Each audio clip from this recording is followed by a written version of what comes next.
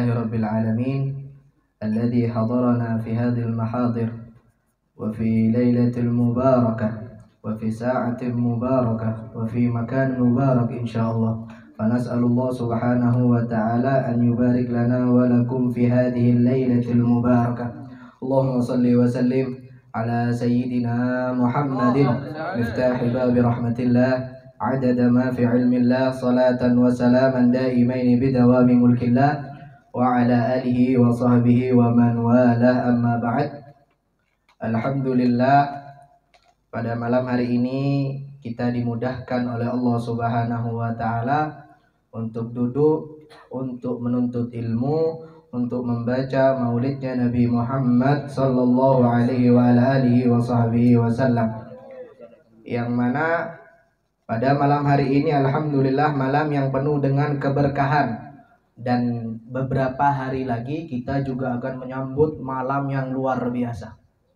Apa malamnya? Malam nisfu Sya'ban, 15 Sya'ban, yang mana pada malam hari ini, malam Jumat khususnya, nanti beberapa hari lagi malam nisfu Sya'ban ini dijelaskan dalam hadis Nabi sallallahu alaihi wa alihi wasallam.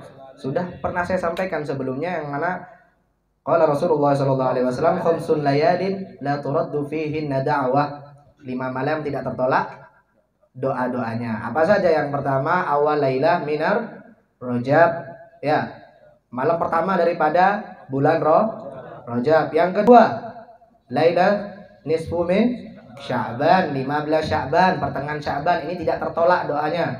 Yang ketiga, lailatul Jum'ah, malam Jumat, malam ini sampean duduk berdoa tidak tertolak doanya. Tadi disampaikan dalam qasidah-qasidah, banyak kita memohon kepada Allah Subhanahu wa taala, mohon ampun dan sebagainya. Insyaallah semua itu bakal dikabulkan oleh Allah Subhanahu wa taala. Sisa 2 malam, yaitu malam Lailatul Idul Fitri wa Lailatul Idul Adha. Ya, jadi 5 lengkap, diingat-ingat. Malam Rajab sudah lewat, malam Jumat, setiap malam Jumat insyaallah kita ketemu. Terus yang akan bertemu dengan kita yaitu malam pertengahan bulan Sya'ban, bukan tanpa alasan. Bulan Sya'ban ini dikasih keistimewaan bukan tanpa alasan, yang mana disebutkan dalam Al-Qur'an di surat Ad-Dukhan, Bismillahirrahmanirrahim, Hamim wal kitabil mubin inna anzalnahu fi lailatin mubarakah inna kunna mundirin. Bukan tanpa alasan disebutkan dalam Al-Qur'an di surat Ad-Dukhan Hamim. Makna Hamim tidak ada yang tahu kecuali Allah Subhanahu wa taala secara maknanya. Cuman huruf ha, mim. Apa maknanya? Hanya Allah Subhanahu wa taala yang tahu. Kalau kita ditanya huruf seperti apa? Huruf Hamim, Yasin, Toha. Ini kalau ditanya ain, ya, ain, sin, qaf, itu bukan banyak. Kalau kita ditanya apa artinya? Artinya hanya Allah Subhanahu wa taala yang tahu. Ya, kita tidak berhak untuk memberikan penjelasan yang lebih. Maka dari itu termasuk Hamim ini apa maknanya? Hanya Allah Subhanahu wa taala yang mengetahui artinya. Wal kitabil mubin, dan juga kitab yang nyata, yaitu Al-Qur'an. Ya, inna anzalnahu fi lailatin mubarakah. Sungguhnya kami, katanya Allah Subhanahu wa taala, telah menurunkan apa? Ini kitab anzalnahu, menurunkan kitab ini yaitu Al-Qur'an di malam yang penuh dengan keberkahan. Ada para ulama tafsir menyebutkan bahwasanya itu malam Lailatul Qadar, karena itu malam yang lebih baik daripada 1000 bulan. Kalau sampean mendapatkan malam Lailatul Qadar, sama seperti sampean mendapatkan kebaikan pahala selama 80 tahun. Ini luar biasa malam Lailatul Qadar. Ada juga dalam tafsir mengatakan bahwasanya itu malam Lailatul Nisfi min Sya'ban, malam pertengahan bulan Sya'ban. Kenapa? Karena di dalam tafsir disebutkan bahwasanya pada malam hari itu Allah menurunkan segala pujian-pujiannya. Allah menurunkan segala pujian-pujiannya sehingga semua orang muslim yang masuk pada malam hari itu diampuni dosanya oleh Allah Subhanahu wa taala, kecuali siapa? Syahna. Siapa Syahna ini? Orang yang sering bertengkar, dak nyopo. Hati-hati. Orang yang sering dak nyopo sama keluarganya, sama sahabatnya, tengkar pas dak nyopo, ya. Ini bahaya, tidak diampuni dosanya oleh Allah Subhanahu wa taala meskipun pada malam Lailatul Sya'ban. Pertengahan bulan Sya'ban tidak diampuni. Semua dosa diampuni kecuali orang yang syahna, orang yang tidak nyopoan. Hati-hati. Sama siapa? Orang yang syirik kepada Allah Subhanahu wa ta'ala, orang yang menduakan Allah Subhanahu wa ta'ala. Ini keutamaannya. Makanya malam Lailatul Sya'ban, nisfu min Sya'ban, sampean minta doa banyak-banyak. Khususnya sampean kalau memiliki musuh, bukan musuh ya, memiliki kadang ada di hati, sakit hati dengan orang lain, memiliki kesakitan apapun itu urusannya, sampean minta maaf. Tidak apa-apa, minta maaf duluan. Ya, orang yang memaafkan itu adalah orang yang hebat. Orang yang memaafkan adalah orang yang hebat. Tetapi orang yang meminta maaf itu adalah orang yang lebih hebat daripada orang yang memberikan maaf tadi. Loh kok bisa, Beb? Nah, ada satu kisah, Masya Allah, kisahnya ini luar biasa. Kisahnya ini adalah antara Sayyiduna Hasan wa Sayyiduna Husain, dua cucu Rasulullah Shallallahu Alaihi Wasallam. Suatu ketika dua saudara kembar ini tengkar. Dua saudara kembar ini tengkar sampai akhirnya tidak nyopo. Dua saudara ini sampai akhirnya Hasan merasa dia yang tertua daripada Husain. Dia lebih tua daripada Husain kan? Dia bilang, kenapa Husain ini kok tidak mau minta maaf sama anak? Kenapa ini? Sementara Husain tidak mau minta maaf sama Sayyidina Hasan. Tidak tahu alasannya Sayyidina Hasan kenapa Husain ini tidak mau minta maaf dengan saya, kata Sayyidina Hasan. Sampai akhirnya Sayyidina Hasan ini ngadu kepada Rasulullah SAW. Ya Rasulullah, wahai kakek, katanya, sesungguhnya aku ini tengkar dengan Husain sekarang, tidak nyopo. Ya Rasulullah, aku tidak nyopo dengan Husain. Terus sementara sekarang ini Husain tidak mau minta maaf sama saya. Kenapa ya Rasulullah? Sampai akhirnya dipanggil nih Husain. Wahai Husain, katanya, wahai cucuku yang tersayang, engkau kan adik, katanya kan, engkau kan adiknya Hasan. Kalau engkau tengkar sama Hasan, engkau minta maaf duluan. Kenapa kamu kok tidak mau minta maaf? Jawabannya Sayyidina Husain apa? Sayyidina Husain ini cerdas luar biasa. Sayyidina Hasan, Sayyidina Husain sama-sama cerdas luar biasa. Jawabannya apa? Ya Rasulullah, wahai kakekku, aku pernah mendengar hadismu ya Rasulullah. Mainnya pakai hadis. Allahumma shalli ala Muhammad. Katanya, aku pernah mendengar hadismu ya Rasulullah, bahwasanya engkau mengatakan apabila orang yang meminta maaf dan yang saling memaafkan itu mendapatkan 100 kebaikan. Pembagiannya bagaimana? Pembagiannya orang yang minta maaf duluan itu mendapatkan 90 kebaikan. Sementara orang yang memberikan maaf mendapatkan 10 kebaikan. Maka ya Rasulullah, aku ingin sebagai adik ingin memberikan kebaikan yang banyak itu, 90 kebaikan yang banyak itu. Untuk siapa? Untuk Sayyidina Hasan ya Rasulullah. Sementara 10, saya sebagai adik ngalah sudah 10 ya Rasulullah. Cerdas apa tidak cerdas Sayyidina Husain? Cerdas jawabannya. Orang yang memaafkan adalah orang yang hebat. Tetapi orang yang meminta maaf adalah orang yang luar biasa. Ini hebatnya orang yang minta maaf. Makanya sampean malamnya khusus pada malam nisfu Sya'ban, bukan malam nisfu Sya'ban saja. Setiap hari sampean kalau punya salah, meskipun tidak punya salah, ataupun ada orang yang benci sama sampean, sampean datangi minta maaf. Barangkali ada salah, orang itu sampai ada benci kepada sampean, minta maaf, jangan malu, sampean menjadi orang yang gentleman. Ya orang yang minta maaf. Ini orang yang gentleman adalah orang yang minta maaf, lebih hebat daripada orang yang memberikan maaf. Maka dari itu, khususnya mulai malam hari ini, wabil khusus di malam nisfu Sya'ban, sebelum masuknya nisfu Sya'ban, sampean harus memaafkan orang-orang yang telah menyakiti sampean atau yang tersakiti oleh sampean dan sebagainya.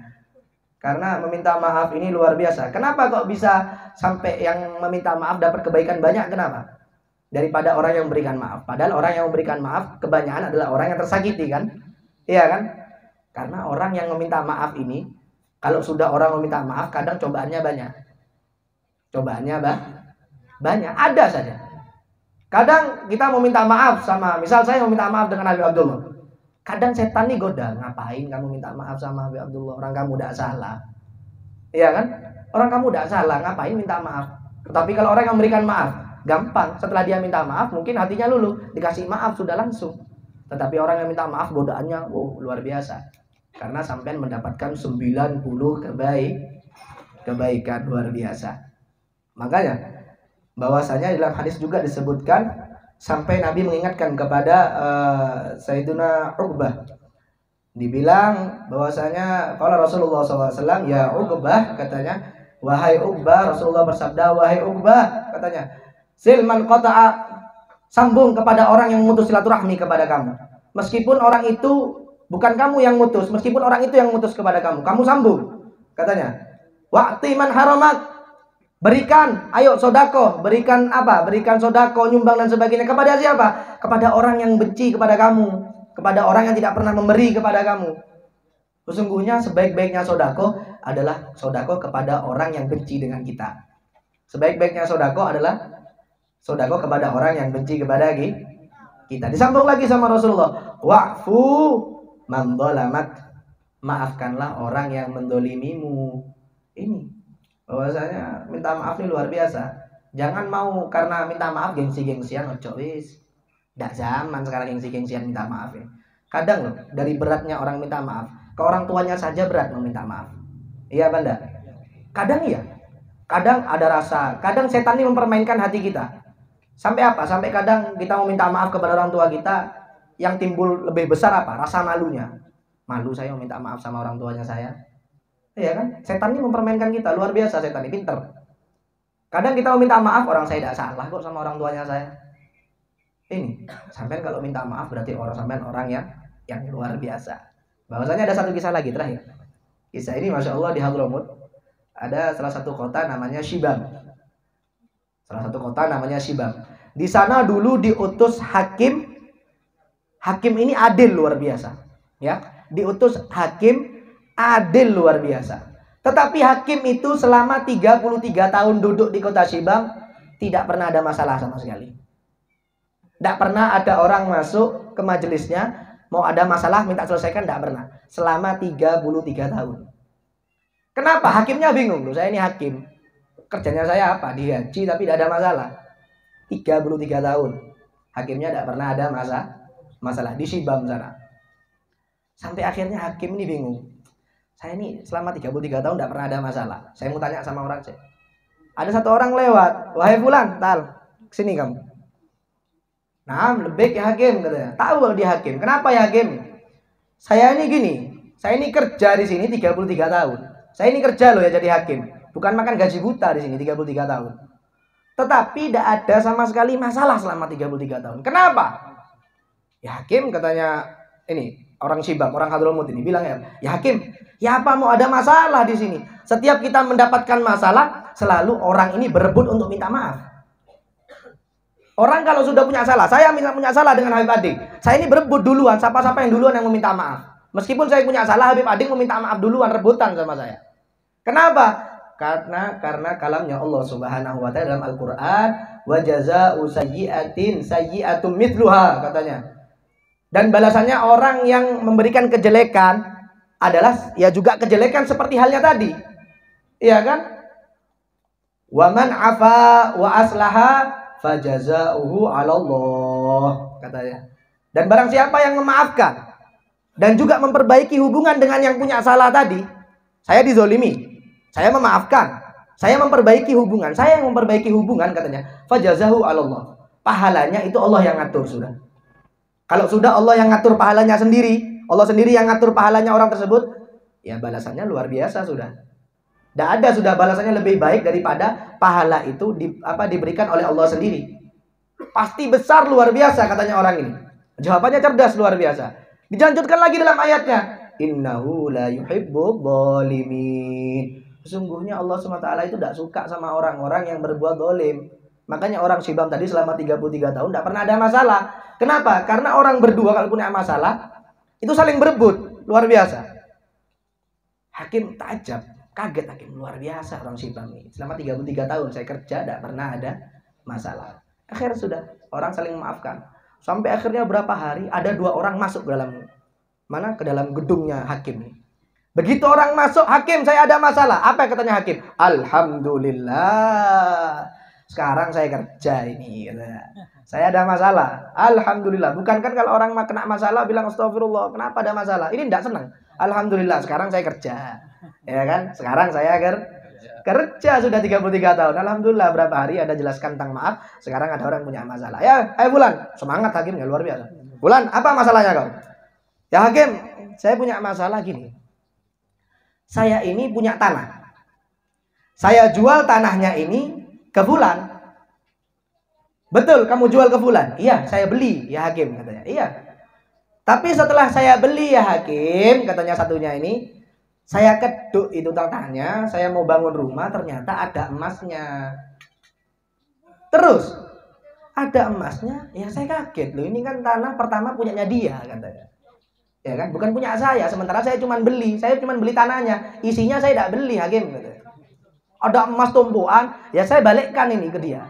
Loh dia tidak mau ya hakim. Loh saya nolak ya hakim, orang saya sudah jual ini. Jawabannya hakimnya apa? La haula wala quwata illa billah, katanya. 33 tahun baru orang satu masalahnya kayak gini, katanya. Ya kan, saling menyerahkan. Bukan nyari salah, enggak, saling menyerahkan. Luar biasa. Akhirnya kata hakim, terus ya apa ini? Ya sudah hakim, kami minta kejelasan. Orang itu hartanya dia sudah beli dari saya tanahnya. Oh enggak bisa ya hakim, katanya dia. Ini tanahnya punya dia pertama kan. Saya cuma beli tanahnya, enggak beli isinya. Hakimnya bingung. Oh ya, sebentar. Kamu punya anak laki, anak yang beli tanah. Punya ya hakim. Kamu punya anak perempuan? Punya ya hakim. Kawinkan, kasihkan hartanya ke dia. Selesai masalahnya. Ya kan, 33 tahun tidak ada masalah. Begitu ada masalah, masalahnya kayak gitu, luar biasa. Ini orang Hadramut. Bahkan sampai sekarang akhlaknya orang Hadramut, tanyakan kami Abdullah kalau tidak percaya. Akhlaknya orang Hadramut meminta maaf nih luar biasa. Sampai tabrakan, ada sepeda nabrak sepeda. Ya apa kalau di sini? Keleng-kelang tukaran minta uang ganti. Kalau enggak lapor polisi. Polisi di sana tabrak mobil sepeda, dek orangnya turun, al-afu, anak minta maaf. Nah, sampai enggak kata. Sudah. Kami maafkan kamu. Sampai sekarang, tanyakan Habib Abdullah. Sampai sekarang ditarik. Teman saya habis dari ziarah Habib Abdullah bin Husain bin Thohir, habis dari hallnya Habib Abdullah bin Husain bin Thohir, ditabrak sama bis.